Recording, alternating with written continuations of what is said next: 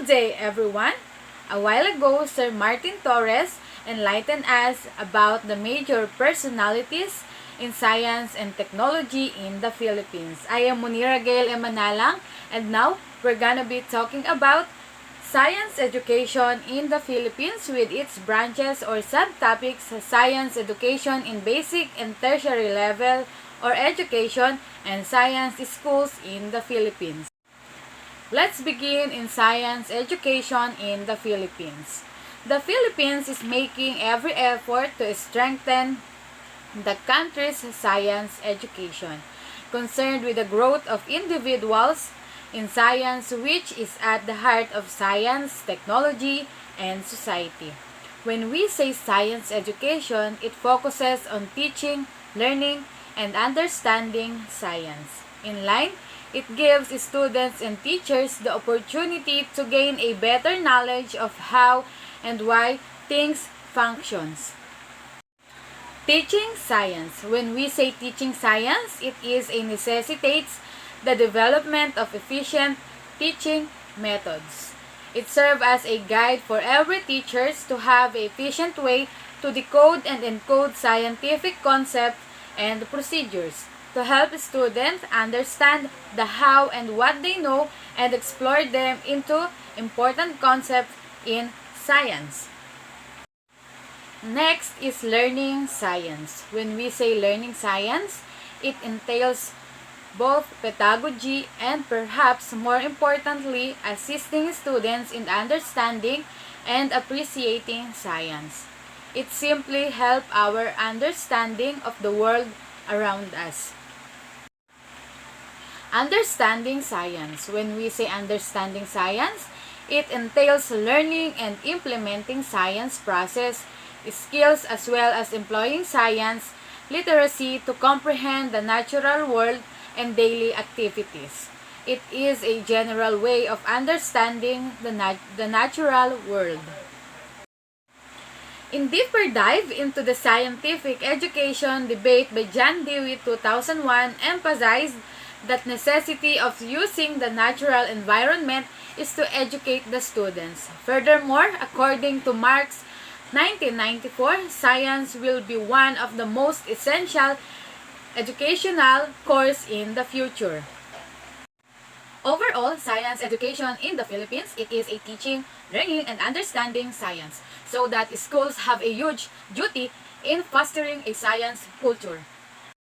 Let us now proceed to science education in basic and tertiary education. Science in basic education. It assists in students in learning fundamental concepts and facts linked in everyday life, as well as the important skills by Cayley and Britain 2002. Science education also fosters good attitude such as desire to try new things and to learn about nature and creativity. To have a solid foundation for future study of science, and this is a long-term investment in the country's development. On the other hand, let's talk about the science in tertiary education. It concerned in improving students' comprehension and appreciation of scientific ideas and achievement.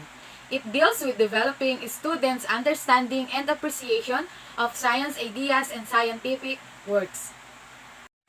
Overall, the difference between basic education and science in tertiary education: basic education is concerned in assisting students, while the science in tertiary education is concerned in improving students. Let us now jump in science schools in the Philippines. The development of science schools in various sections of the countries is one of exceptional program for science education backed by the government. Number 1 is Manila Science High School, or the MSHS. It is established on October 1, 1963. It is regarded as the Philippines' first science high school. Its goal is to create scientists who have a soul. Let us now move on to the second science school in the Philippines, and this is the Philippine Science High School System, or the PSHSS. This school is a government-run program in the Philippines for a gifted pupils. The ultimate goal is to prepare its pupils for a career in science. RA number 3661, or an act to establish the Philippine Science High School. Its mission is to cultivate Filipino scientists with scientific brains and a desire to excel.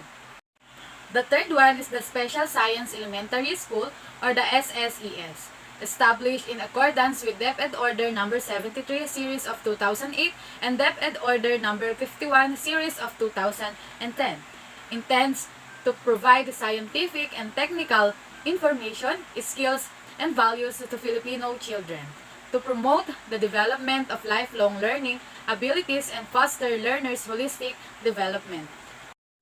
The fourth Science High School is the Quezon City Regional Science High School. It is a new science high school, was formed on September 17, 1967. The curriculum is focused on science and technology, wherein students need to pursue additional science and technology disciplines. The fifth and the last science school in the Philippines is the Central Visayan Institute Foundation, or the birthplace and innovator of the Dynamic Learning Program, or the DLP, a well-known school-based invention. Their aim is to promote the highest levels of learning, creativity, and productivity. Next in line, let's listen and gain knowledge about selected indigenous science and technologies from Ma'am Helen Gamboa.